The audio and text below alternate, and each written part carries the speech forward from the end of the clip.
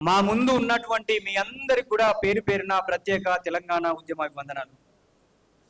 ముఖ్యంగా మా బద్రి కంచర్ల బద్రి ఈ విద్యార్థి ఉద్యమకారుల వేదికకి అధ్యక్షుడిగా పనిచేస్తూ ఉన్నాడు. దాదాపు సంవత్సరం నుంచి కూడా మా విద్యార్థులతో తెలంగాణ ఉద్యమములు ఉన్న విద్యార్థి నాయకులందరి యొక్క జీవిత చరిత్రలు, ఉద్యమంలో మీరు ఎలా భాగస్వామయ్యారో మీరు మనిషికొక పేపర్, ఒక ఆర్టికల్ రూపంలో మీరు రాసివ్వండి, పుస్తకం తీసుకొద్దామని చెప్పేసి అని కూడా చర్చించడం జరిగింది. చాలా మందివి రాసి కూడా ఇచ్చాం. అంతేకాకుండా కంచర్ల బద్రి ఈ తెలంగాణ ఉద్యమంలో మాతో పాటు 100 కేసులే కాదు, బీఆర్ఎస్ ప్రభుత్వంలో ఊఫా యాక్ట్ కింద, యూపీఏ యాక్ట్ కింద దాదాపు 2 సార్లు 6 నెలలు జైలు జీవితం గడిపినటువంటి వాడు. కుటుంబంలో ఎన్ని ఆర్థిక ఇబ్బందులు ఉన్నా తన ఈ ఉద్యమంలో మాతో పాటు 2004లో మేము ఉస్మానియాకి వచ్చాము, అప్పటి నుంచి ఉద్యమంలో ఉన్నాం. ఇప్పటికి కూడా ఏదో ఒకటి చేయాలనే తపనతో మొత్తం తెలంగాణలో ఉన్నటువంటి అన్ని యూనివర్సిటీలు, అన్ని జిల్లాలు తిరిగి ఈరోజు మనం అందరినీ, ఉద్యమకారులని, విద్యార్థులని ఇక్కడ పాడుతూ ఉంటే కవులు, కళాకారులు ఇంకా అద్భుతంగా, అంటే మేము ఉద్యమంలో ఉన్న ఆ యొక్క రోజులు మళ్ళీ గుర్తుకొచ్చినాయి ఈ అక్కలు అన్నలు పాడుతూ ఉంటే. అందుకే తెలంగాణ రాష్ట్రం వచ్చిందంటే ఏ ఒక్క రాజకీయ పార్టీ వల్లనూ రాలేదు. తెలంగాణ రాష్ట్రం వచ్చిందంటే మేధావులు మాట్లాడారు, కవులు రచయితలు పాడారు, జర్నలిస్టులు వాళ్ళ యొక్క జర్నలిజంకి న్యాయం చేశారు. ఇక్కడ కూర్చున్న విద్యార్థి నాయకులు వాళ్ళు విలువైన సమయాన్ని ఉద్యోగాలు కొట్టు వాళ్ళ వ్యక్తిగతంగా ఉద్యోగ కల్పనకో లేకపోతే స్వయం ఉపాధికో వెళ్లకుండా నికార్సుగా ఉస్మానియా యూనివర్సిటీ కేంద్రంగా ఉస్మానియా జేఏసీ 14 విద్యార్థి సంఘాలతో ఏర్పాటు చేసిన విద్యార్థి నాయకులుగా మేమందరం ఈరోజు స్టాలిన్, నేను ఇక్కడ కలిసి ఉంటే నిజంగా 11 సంవత్సరాల తర్వాత కూడా మా విద్యార్థులను గుర్తించినటువంటి ఏ రాజకీయ పార్టీ లేదనే విషయాన్ని మీకు గుర్తు చేస్తా ఉన్నా. దాదాపు తెలంగాణ ఉద్యమంలో 100 కేసులు పెట్టుకున్న వాళ్ళం, జైలు జీవితం గడిపిన వాళ్ళం, అదేవిధంగా హాస్పిటల్ పాలు అయినటువంటి వాళ్ళం. తెలంగాణ విద్యార్థి జేఏసీ నవంబర్ 2009 నవంబర్ 20న 14 విద్యార్థి సంఘాలతో ప్రోగ్రెసివ్ మీడియా సెంటర్లో ఒక ప్రెస్ మీట్ పెడితే జిల్లాలో మా డిస్ట్రిక్ట్ పేపర్లో 3 లైన్లు వచ్చినటువంటి మా విద్యార్థి జేఏసీ నవంబర్ 29 డిసెంబర్ 2009న ఆర్ట్స్ కాలేజ్ ముందు నుంచి ఎన్సీసీ వరకు ర్యాలీగా వెళ్తున్నటువంటి సందర్భంలో అప్పుడున్న డీసీపీ స్టీఫెన్ రవీంద్ర మా విద్యార్థి నాయకుల మీద లాఠీ చార్జ్ చేసి మమ్మల్ని ఈపులన్నీ వలగొట్టి మలక్పేట పిఎస్కు తీసుకెళ్తే సాయంత్రం వరకు రిలీజ్ చేయలే. ఎందుకంటే కేసీఆర్ ఆ రోజు ఆమరణ నిరాహార దీక్ష తీశారు నవంబర్ 29 డిసెంబర్ 2009లో. మా విద్యార్థులం ఒక జేఏసీగా ఏర్పడి తెలంగాణ విద్యార్థి గర్జన నిర్వహించాం. అదేవిధంగా 610 కిలోమీటర్లు ఉత్తర తెలంగాణ, 630 కిలోమీటర్లు దక్షిణ తెలంగాణ పాదయాత్ర వెళ్ళినటువంటి వాళ్ళం. ఎవరైతే మేము అప్పుడు ఆ 3 నెలల్లోనే దాదాపు 600 మంది మా విద్యార్థి మిత్రులు ప్రాణతర్పణం చేసుకుంటే ఆ కుటుంబాలను పరామర్శించినటువంటి వాళ్ళం. మేము జేఏసీ పెట్టిన తర్వాత అప్పుడు అధికారం ఉన్న కాంగ్రెస్ పార్టీ కానీ, అప్పుడున్న బీజేపీ కానీ, టీఆర్ఎస్ కానీ, సిపిఐ కానీ అన్ని రాజకీయ పార్టీలు ఏకం కావడానికి ప్రధాన కారణం ఉస్మానియా యూనివర్సిటీలో ఉన్న విద్యార్థి సంఘాలు, ఉస్మానియా యూనివర్సిటీ తెలంగాణ జేఏసీ అనే విషయాన్ని గుర్తు చేస్తా ఉన్నా. ఆ రోజు ఏ రాజకీయ పార్టీ కూడా కలిసి రాలే. ముఖ్యంగా ఇప్పటిదాకా ఉన్న కోదండరామ్ సార్ని ఆ రోజు పొలిటికల్ జేఏసీ చైర్మన్ గా చేసి జానారెడ్డి గారు, అదేవిధంగా కేసీఆర్ గారు, మిగతా సిపిఐ నుంచి నారాయణ గారు, బీజేపీ నుంచి అప్పుడు అధ్యక్షుడు ఉన్న ఎండల లక్ష్మీనారాయణ లాంటి వాళ్ళు చాలా క్రియాశీలకమైన పాత్ర పోషించిన చరిత్ర అది. ఉస్మానియా యూనివర్సిటీ విద్యార్థులు 13 విద్యార్థి సంఘాలు వాళ్ళ యొక్క భావాజాలను పక్కకెట్టి తెలంగాణ రాష్ట్ర సాధన గురించి ఏకమయ్యారు కాబట్టి తెలంగాణ రాష్ట్రం వచ్చిందని నేనైతే భావిస్తా ఉన్నా. ఈరోజు మీరు పోలీస్ స్టేషన్లకు వెళ్ళండి, ఉస్మానియా యూనివర్సిటీ పోలీస్ స్టేషన్లకు వెళితే, కాకతీయ యూనివర్సిటీ పోలీస్ స్టేషన్లకు వెళితే, అదేవిధంగా పాలమూరు యూనివర్సిటీ పోలీస్ స్టేషన్కి వెళ్తే ఎవరు విద్యార్థి ఉద్యమకారులు మీకు అర్థమవుతుంది అనే విషయాన్ని పాలక వర్గాలకు గుర్తు చేస్తా ఉన్నాం. ఆ రోజు మా విద్యార్థి ఉద్యమకారులకు గుర్తింపుని ఇవ్వాలని చెప్పేసాను, ఉద్యమకారులు గుర్తించి ఇవ్వాలని చెప్పి ఆ రోజు కేటీఆర్ గారిని, ఆ రోజు హరీష్ రావు గారిని, ఈటల రాజేందర్ గారిని కలిస్తే వాళ్ళు ఏ రోజు కూడా పట్టించుకున్నటువంటి పరిస్థితులు లేకుండే. మేము ఏం కోరుకున్నాం? తెలంగాణ వస్తే మా తెలంగాణలో నిరుద్యోగ వ్యవస్థ పోవాలి, ఉపాధి లేని వాళ్ళకు ఉపాధి కావాలి, అదేవిధంగా భూములు లేని వాళ్ళకు భూములు కావాలి, మా యొక్క విద్యా వ్యవస్థ బలోపేతం కావాలని కోరుకున్నాం. ప్రభుత్వాధీనంలో కేజీ టు పీజీ వరకు విద్యా వ్యవస్థ నడపాలనుకున్నాం. అప్పుడున్న శ్రీ చైతన్య నారాయణ అప్పుడు ఫీజులతో దోచుకుంటా ఉంటే మేము అవన్నిటిని బంద్ పెడతామన్న నాయకులు ఎటుపోయారు. రామోజీ ఫిలిం సిటీని 1000 నాగులతో దున్నుతున్న వాళ్ళు ఎటుపోయారు. మేమెప్పుడు కూడా రాజకీయ పార్టీలు నమ్మరే.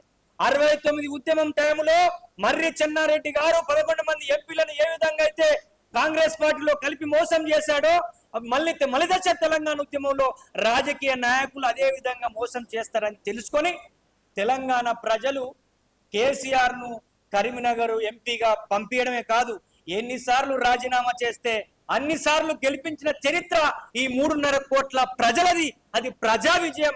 ప్రజల వల్లనే, ఉద్యమకారుల వల్లనే తెలంగాణ వచ్చింది, కానీ ఏ రాజకీయ పార్టీ వల్ల రాలేదనేది మీరు గుర్తుపెట్టుకోవాల్సిన అవసరం ఉందని మేము గుర్తు చేస్తా ఉన్నాం. ఆ రోజు విద్యార్థి జేఏసీ అసెంబ్లీ ముట్టడికి పిలుపునిస్తే యూపీఏ చైర్పర్సన్ ఉన్న సోనియా గాంధీ దిగి వచ్చి తెలంగాణ రాష్ట్ర ప్రకటన చేసింది. ఆ రోజున్న ఇంటెలిజెన్స్ వ్యవస్థ, ఆ రోజు ఉన్నటువంటి పోలీస్ వ్యవస్థ ఈ విద్యార్థులనే వాళ్ళు అసెంబ్లీ ముట్టడి పిలుపునిచ్చారు. వీళ్ళు మొత్తం తెలంగాణలో హైదరాబాద్ వస్తే ఈ హైదరాబాద్ అంతా అల్లకల్లోలం అయిపోతుంది, లాండ్ ఆర్డర్ ప్రాబ్లం అవుతుంది, ఆంధ్రులను తరుముతారని చెప్పేసి అని భయపడ్డటువంటి యూపీఏ ప్రభుత్వమే తెలంగాణ ఇచ్చింది. అప్పటికి 1200 మంది మా విద్యార్థి తమ్ములని మేము కోల్పోయడం అనే విషయాన్ని గుర్తు చేస్తా ఉన్నాం. అందుకే ఏ విద్యార్థి ఉద్యమమైనా అది తెలంగాణ రాష్ట్ర ప్రజల గురించి పనిచేసింది, తెలంగాణ రాజకీయ పార్టీలను ఏకం చేసింది, తెలంగాణలో కాటి కాపర్లు జేఏసీ ఏర్పాటు చేసుకోవడానికి కారణమైనది ఈ యొక్క విద్యార్థి జేఏసీ అనే విషయాన్ని మేము గుర్తు చేస్తా ఉన్నాం. మరి 11 సంవత్సరాల తర్వాత ఈ రోజు ఈ సోమాజిగూడ ప్రెస్ క్లబ్ లో విద్యార్థి ఉద్యమకారుల వేదిక, అదేవిధంగా తెలంగాణ ఉద్యమకారుల జేఏసీ ఈ యొక్క ప్రెస్ క్లబ్ లో మీటింగ్ ఎందుకు పెట్టుకోవాల్సి వచ్చిందంటే ఈ ఉద్యమంలో ఉన్న మా విద్యార్థి నాయకులు కొంతమంది పిహెచ్డీలు కంప్లీట్ చేసి నిరుద్యోగులు ఉన్నారు, డాక్టరేట్లు పొంది, కొంతమంది తమ స్వయం ఉపాధిని కోల్పోయి ఈ ఉద్యమంలో ప్రాణతర్పణం చేసే వాళ్ళు ఒక దిక్కు అవుతే ఈ ఉద్యమంలో 100 కేసులు పెట్టుకొని జైలు జీవితం గడుపుతున్న వాళ్ళకి వాళ్ళు బతకడానికి స్వయం ఉపాధి లేనటువంటి వాళ్ళు కూడా కొంతమంది ఉన్నారు. అంతేకాకుండా మేము ఈ రోజు ఉద్యమంలో ఉన్నాం, మాకేది గుర్తింపని వాళ్ళు ప్రభుత్వాల నుంచి ఆయా రాజకీయ పార్టీలో పనిచేస్తున్న వాళ్ళు ఎందుకు మా యువతకి రాజకీయ రంగంలో అవకాశాలు ఇవ్వరని చెప్పేసి అడుగుతున్నటువంటి పరిస్థితి ఉంది. ఈ రోజు కాంగ్రెస్ పార్టీ వారి యొక్క మేనిఫెస్టోలో విద్యార్థి ఉద్యమకారులను గుర్తిస్తామని చెప్పేసి, ముఖ్యంగా రేవంత్ రెడ్డి గారు మేము 2016లో తెలంగాణ జనజాతరని ఆయన అక్కడ మేము ఆర్ట్స్ కాలేజ్ ముందు మా విద్యార్థి జేఏసీ ఆధ్వర్యంలో ఒక భారీ బహిరంగ సభ నిర్వహించినాం. ఆ యొక్క భారీ బహిరంగ సభకు రాకుండా మా స్టేజ్ని ఇబ్బంది పెట్టి మా మొత్తం కూడా మీడియా మొత్తం కూడా రాకుండా అడ్డుకొని మా యొక్క మైక్ సెట్ను కూడా పోలీసు వాళ్ళు నిర్బంధంలో ఉంచినప్పుడు రేవంత్ రెడ్డి గారిని వాళ్ళ ఇంటి కాడ నుంచి టీ షర్టు జీన్ ప్యాంట్ వేసుకొని బండి మీద తీసుకొచ్చి ఆ 20,000 మందితో భారీ బహిరంగ సభ నిర్వహించిన చరిత్ర ఈ ఉస్మాన్ యూనివర్సిటీ. ఎప్పుడు కూడా ప్రతిపక్షంగా, ప్రజల పక్షంగా ఈ తెలంగాణ అనే కాదు దేశంలో ఏ సంఘటన జరిగినా ఆ న్యాయం జరగాలని ఎవరైతే ఆధిపత్యానికి వ్యతిరేకంగా ఉస్మాన్ యూనివర్సిటీలో ఉద్యమించినటువంటి వాళ్ళు, ఆ ఉస్మాన్ యూనివర్సిటీ నుంచో చాలా మంది మేధావులు వచ్చారు, చాలా మంది ప్రొఫెసర్లు వచ్చారు, చాలా మంది ఈ దేశంలో ఉన్న అన్ని ఉద్యోగ రంగంలో కూడా వచ్చినటువంటి చరిత్ర ఉస్మాన్ యూనివర్సిటీ. ఆ ఉస్మాన్ యూనివర్సిటీ హైదరాబాద్ నగరం నడిబొడ్డున ఉంది కాబట్టే తెలంగాణ రాష్ట్రం వచ్చింది. ప్రభుత్వం రావడంలో కీలకంగా ఉంది, ప్రభుత్వాన్ని ఓడగొట్టడంలో కూడా మొన్న బీఆర్ఎస్ పార్టీని ఓడగొట్టడంలో మా విద్యార్థులని, మా నిరుద్యోగులని విస్మరించి మా తెలంగాణలో ఉన్న యూనివర్సిటీలకి ప్రొఫెసర్లు లేరు, నూతన కోర్సెస్ లేవు, చదువుకుని డాక్టరేట్ అయిన వాళ్ళకి ఉద్యోగం లేదు. అటువంటి సందర్భంలో మా 100 సంవత్సరాల ఉస్మానియా యూనివర్సిటీ సెలబ్రేషన్లో కేసీఆర్ గారు ఉస్మానియాకి వస్తే మాట్లాడనీయలేదు.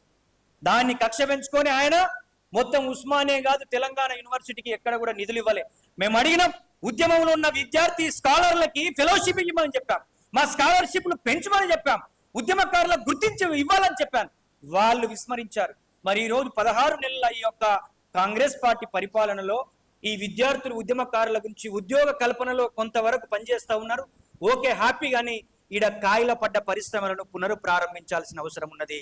ఇక్కడ నిజాము హయాంలో ఏవైతే ప్రభుత్వ సంస్థలను కొల్లగొట్టి ఈ రోజు ఆధిపత్య వర్గాలు మొత్తం హాస్పిటల్స్ వాళ్ళ కబంధ హస్తాల్లో పెట్టుకొని, విద్యా సంస్థలు వాళ్ళ కబంధ హస్తాల్లో పెట్టుకున్నటువంటి ఈ వ్యవస్థ మారాల్సినటువంటి అవసరం ఉంది. ఈ తెలంగాణలో హైదరాబాద్ లో జీవిస్తున్న వాళ్ళు కానీ, జిల్లాలో జీవిస్తున్న వాళ్ళు కానీ, వాళ్ళు సంపాదించే సంపదనలో 70% వాళ్ళ పిల్లల యొక్క విద్య తిండికే ఖర్చు అయిపోతుందనే విషయాన్ని మేము గుర్తు చేస్తా ఉన్నాం. ఈ రోజు ఈ మీటింగు మా ఉద్యమకారులకు గుర్తించి మాకు కొన్ని వెసులుబాటు కల్పించాలని ఉద్దేశంతో కాదు. ఈ తెలంగాణ పునర్నిర్మాణం జరగాలి. ఈ తెలంగాణ రాష్ట్రంలో వనరులు మా సమాజానికి అందాలి. ఈ తెలంగాణలో ఉద్యోగావకాశాలు, ఉపాధి అవకాశాలు పొందాలి. అప్పుడున్న తెలంగాణ ఉద్యమంలో ఉన్న మా విద్యార్థి ఉద్యమ నాయకత్వాన్ని గుర్తించడమే కాదు, వాళ్ళకి ఈరోజు అనారోగ్యంతో ఉన్న వాళ్లకు హాస్పిటల్లో ఫెసిలిటీస్ కల్పించే విధంగా, స్వయం ఉపాధిగా ఎదగడానికి ప్రభుత్వము బ్యాంకుల నుంచి లోన్లు ఇచ్చే విధంగా, వాళ్ళు ఆ అసిస్టెంట్ ప్రొఫెసర్లో ఉద్యోగ రంగంలో వెళ్ళేటువంటి వాళ్ళకి ఒక 10 నుంచి 20% సబ్సిడీ అంటే కల్పించే విధంగా చేసినప్పుడే ఈ తెలంగాణ ప్రభుత్వం ఎందుకండి యూనివర్సిటీలకి ఒక స్కాలర్కి ఒక 20,000 రూపాయలు స్కాలర్షిప్ ఇవ్వదు? ఈ రోజు మా యూనివర్సిటీలో చూస్తే మేము ఒకప్పుడు అన్ని మెస్సులు అన్ని డిపార్ట్మెంట్లకు ఉండే, ఈ రోజు అసలు మెస్సులు లేనటువంటి పరిస్థితుల్లో ఈ రోజు తెలంగాణలో ఉన్న అన్ని యూనివర్సిటీలో ఉన్నది. వీటి గురించి చర్చ జరగాలి, వీటి గురించి చర్చించాలి. ఇక్కడ ఉన్న అందుకే కోదండరాం సార్ లాంటి వాళ్ళు వచ్చారు. తెలంగాణ ఉద్యమంలో ఉన్నటువంటి చాలా మంది ఈరోజు ఎమ్మెల్సీలు అయ్యారు, నామినేటెడ్ పదవుల్లో వచ్చారు. ముఖ్యంగా తెలంగాణ ప్రజలను విస్మరించకండి. ఈ తెలంగాణ ప్రజలు ఎవరైతే కావాలనో, ఎవరైతే న్యాయం చేస్తారన్నప్పుడు వాళ్ళకు మద్దతు ఇచ్చింది, ఎప్పుడు ఓడగొట్టాలో మళ్ళీ ఓడగొట్టింది. మిమ్ములను వాళ్ళు విస్మరించిన అంశాలు మీరు నెరవేరుస్తారని చెప్పేసి అని మీ ప్రభుత్వాన్ని ఈ తెలంగాణ ప్రజలు ఈరోజు ఎన్నుకున్నారు. ఆ తెలంగాణ ప్రజల ఆకాంక్షల మేరకు పని చేయకపోతే మిమ్మల్ని కూడా ఓడగొట్టడానికి సిద్ధంగా ఉంటారనే విషయాన్ని ఈ యొక్క కాంగ్రెస్ పార్టీలో ఉన్న వివిధ రాజకీయ పార్టీల నుంచి అందులో ఉన్న మంత్రులకు నేను చెప్పదలుచుకున్నా. ముఖ్యంగా కోమటిరెడ్డి వెంకటరెడ్డి గారు తెలంగాణ ఉద్యమంలో ఉన్నారు, ఆయన మంత్రి పదవికి రాజీనామా చేశారు. కోదండరాం సార్ గారు ఉన్నారు, అదేవిధంగా దయాకర్ లాంటి వాళ్ళు ఉన్నారు. ప్రతిపక్షంలో దాసో శ్రవణ్ లాంటి వాళ్ళు కూడా ఎమ్మెల్సీ అయ్యారు. మేము ఒకటే చెప్తా ఉన్నాం, ఈ విద్యార్థి ఉద్యమ చేసి తప్పకుండా అన్ని రాజకీయ పార్టీలను కలుస్తాం, అన్ని రకాల మేధావులను కలుస్తాం, జర్నలిస్టులను కలుస్తాం. మీరందరూ కూడా మా విద్యార్థి ఉద్యమకారుల గుర్తింపు జరగాలి. ఈ గుర్తింపు జరగడం అనేది పెద్ద విషయం కాదు. మా పోలీస్ స్టేషన్లకు వెళితే ఎవరు ఉద్యమకారులు, ఎవరు జైలు జీవితం గడిపారు, ఎవరు మన లాఠీ దెబ్బలు తిన్నారో తెలుస్తుంది. ముఖ్యంగా మేము తెలంగాణ ఉద్యమం జరుగుతున్నప్పుడు మా మహిళలు, మాతో సహచరులు ఉన్న విద్యార్థిని మిత్రులు రాలే, మాతో పాటు సమానంగా ఉద్యమించారు. 2010 ఫిబ్రవరి 14 రోజు రాజీనామా చేయని ఎమ్మెల్యేలు, మంత్రులు రాజీనామా చేయాలని మేము ఆర్ట్స్ కాలేజ్ నుంచి బయలుదేరితే నన్ను పట్టుకొని పోలీసులు ఆర్ట్స్ కాలేజ్ బస్ స్టాప్ లో కొడితే ఇదంతా తలకాయ పగిలిపోయింది. దాదాపు 14 స్టిచెస్ పడ్డాయి. మమ్మల్ని చూసినటువంటి మా విద్యార్థులు లేడీస్ హాస్టల్ నుంచి దాదాపు 1000 మంది బయటకు వచ్చి మా అన్నను కొడతారని చెప్పేసి అని వాళ్ళందరూ ఉద్యమంలో భాగస్వామ్యం. అప్పుడు సిఆర్పి బలగాలు మహిళలను కూడా చూడకుండా మణి, స్వప్న, సుగుణ, హేమ లాంటి వాళ్ళను విపరీతంగా కొట్టినటువంటి పరిస్థితి. ఇక్కడనే ఉన్నాడు తమ్ముడు రాజశేఖర్. మేము తెలంగాణ ఉద్యమంలో అసెంబ్లీ ముట్టడంటే అసెంబ్లీని ముద్దాడినటువంటి వాళ్ళం. సాగరహారం అంటే మొదటి సాగరహారానికి ఉస్మాన్ యూనివర్సిటీ నుంచి 1000 మందిని మేము విద్యార్థి చేసి వచ్చిన తర్వాతనే అన్ని పొలిటికల్ జేఏసీలు వచ్చాయి. అది ఉద్యమకారుల యొక్క స్పిరిట్, తెలంగాణ ప్రజల యొక్క స్పిరిట్. ఇప్పుడు ఒక ఆమె బాలలక్ష్మి ఈరోజు అది మన బీసీ కమిషన్ మెంబర్గా ఉంది. ఆమె కూడా మాతో కొట్లాడినటువంటి వాళ్ళు. చాలా మంది ఇంకా విద్యార్థి నాయకులు ఇవన్నీ కాంగ్రెస్ పార్టీలో ఉన్నారు, వాళ్ళ ఎవరికి కూడా అవకాశాలు ఇస్తలేదు. ఇది చాలా అన్యాయం. అప్పుడు టిఆర్ఎస్ పార్టీలో విద్యార్థులకు అన్యాయం జరిగింది, ఇప్పుడు కూడా అన్యాయం జరిగితే ఆ అన్యాయాన్ని సహించడానికి యావత్ తెలంగాణ సమాజం సిద్ధంగా లేదు. చాలా మంది మా బద్రి లాంటి వాళ్ళపైన ఊఫా కేసులు పెట్టారు. పాపం ఫ్యామిలీ చితికిపోయింది. ఎక్కడనో ఏ విధంగానో ఫ్యామిలీ నెట్టుకుంటూ వస్తా ఉన్నారు. ఎందుకు? ఈ తెలంగాణ రాష్ట్రం రావాలి. ఈ తెలంగాణలో ఉన్న విద్యా అవకాశాలు, ఉద్యోగ అవకాశాలు, భూమి లేని వాళ్ళకు భూమి ఇవ్వాలి. ఏది జరిగిందండి? సీమాంధ్రులు వేరు, తెలంగాణ ఆధిపత్య వర్గాలు వచ్చారు. వాళ్ళే కుటుంబంకు సరిపడా 3 తరాలకు సరిపడేటువంటి లక్షల కోట్ల రూపాయలు సంపాదించారు. భూములు అమ్ముతా ఉన్నారు. మొన్నటికి మొన్న హెచ్సియు భూముల విషయంలో ఏ విధంగా ఆడ హెచ్సియు విద్యార్థులు ఎలా కొట్లాడారో కూడా మన కళ్ళము కూడా చూసాం. అందుకే విద్యార్థులకు వ్యతిరేకంగా, యూనివర్సిటీలకు వ్యతిరేకంగా, తెలంగాణ ప్రజలకు వ్యతిరేకంగా ఎవరు పనిచేసినా ప్రజలు 100 గజాల బొందదీసి బొంద పెడతారనే విషయాన్ని గుర్తు చేస్తా ఉన్నా. ఇప్పుడున్నటువంటి మీ మేనిఫెస్టోలకు జవాబుదారితనం లేదు. ఈ మేనిఫెస్టోలు పెట్టి ఎన్నికలకు వచ్చేటువంటి వాళ్ళు ఏ పార్టీ అయినా మేనిఫెస్టోని ఇంప్లిమెంట్ చేయకపోతే వాళ్ళను శిక్షించే విధంగా చట్టాలు చేయాల్సినటువంటి అవసరం ఉంటుందని చెప్పేసి నేను గుర్తు చేస్తా ఉన్నా. అందుకే ఏ నికార్సైన విద్యార్థులుగా ఇక్కడ కూర్చున్నటువంటి మా విద్యార్థి నాయకత్వం 100 కేసులు పెట్టుకున్నాం, జైలు జీవితం గడిపినాం. ఈ రోజు తెలంగాణ ఉద్యమంలో మా యూనివర్సిటీలో ఈరోజు 380 మంది ప్రొఫెసర్లు ఉన్నారు. 1200 మంది ఉండాలి ఉస్మానియా యూనివర్సిటీలో. అప్పుడు బీఆర్ఎస్ ప్రభుత్వం ఉస్మానియా ఆర్ట్స్ కాలేజ్ ముందు మీటింగ్లు పెట్టుకోకుండా ఒక వీసీని తీసుకొచ్చింది.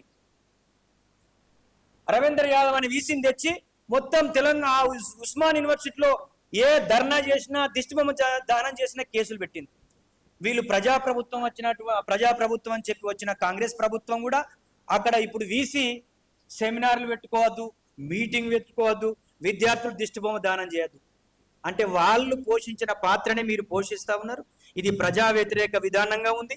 మీరు ప్రజలకు ఏవైతే హామీలు ఇచ్చారో ఆ హామీలతో పాటు మా విద్యార్థి ఉద్యమకారులను గుర్తించండి, మా యూనివర్సిటీలను స్ట్రెంథెన్ చేయండి, మా యూనివర్సిటీలో మారుతున్న కాలానికి అనుగుణంగా కొత్త కోర్సులను ఇంట్రడ్యూస్ చేయండి. ఈ రోజు మొత్తం కూడా ఏ విధంగా విద్యా వ్యవస్థ మారిందో, political science, public administration, history చదివిన విద్యార్థులకు ఉపాధి అవకాశాలు లేవు. ఈరోజు ఆర్టిఫిషియల్ ఇంటెలిజెన్స్ నడుస్తూ ఉంది.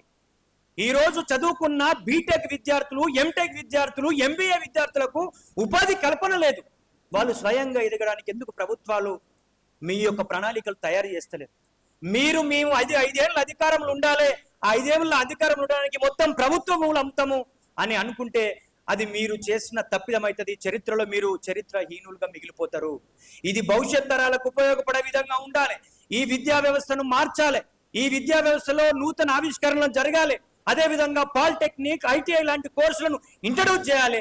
నూతనమైన వ్యవసాయ పద్ధతులు ఆ యొక్క తెలంగాణ ప్రాంతంలో తయారు చేయాల్సిన అవసరం ఉంది. రైతు సమన్వయ సమితులు పెట్టారు గత గవర్నమెంట్ లో. అవి ఎందుకు మీటింగ్లకే ఉపయోగపడ్డాయి. అది ఏ రకమైన భూమో దాన్ని శాస్త్రీయంగా అధ్యయనం చేసి ఆ పంటలు పండించి ప్రజలకి ఆహారాన్ని అందించాల్సిన అవసరం ఉంటుంది. ఫీజులు మోతలు పెరిగాయి. ప్రభుత్వ స్కూళ్ళు 10,000 స్కూళ్ళు ఈరోజు మూతపడ్డాయి. ప్రభుత్వ స్కూళ్ళు మూతపడితే ప్రైవేట్ స్కూళ్ళలో ఈరోజు హోదా అయిపోయింది. ఏ స్కూలు పంపుతున్నామంటే నారాయణ, శ్రీ చైతన్య. ఎన్ని డబ్బులు అంటే ఆయన సంపాదించిన డబ్బులలో అప్పులు తీసుకొచ్చి చదువుతున్న పరిస్థితి ఉంటుంది. అందుకే ఈరోజు విద్యా కమిషన్ కూడా ఏర్పాటు చేసిర్రు.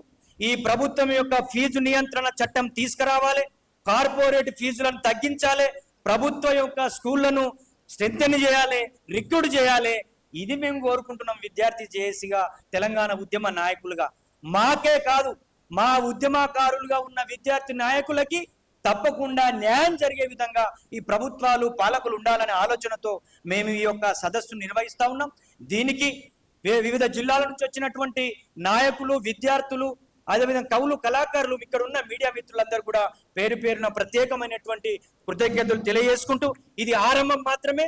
తప్పకుండా మా భవిష్యత్ కార్యాచరణలో ఎవరైతే ఈ ప్రభుత్వ పాలకులు ఉన్నారో వాళ్ళ దగ్గరికి వెళ్ళి ఈ అంశాల చుట్టూ తప్పకుండా మా కార్యాచరణ ఉంటుంది. ఈ తెలంగాణ రాష్ట్రం వచ్చేంత వరకు పోరాడతామని చెప్పాం. తెలంగాణ రాష్ట్రం వచ్చిన తర్వాత కూడా పోరాడతామని చెప్పినటువంటి వాళ్ళం మేము విద్యార్థి నాయకులం.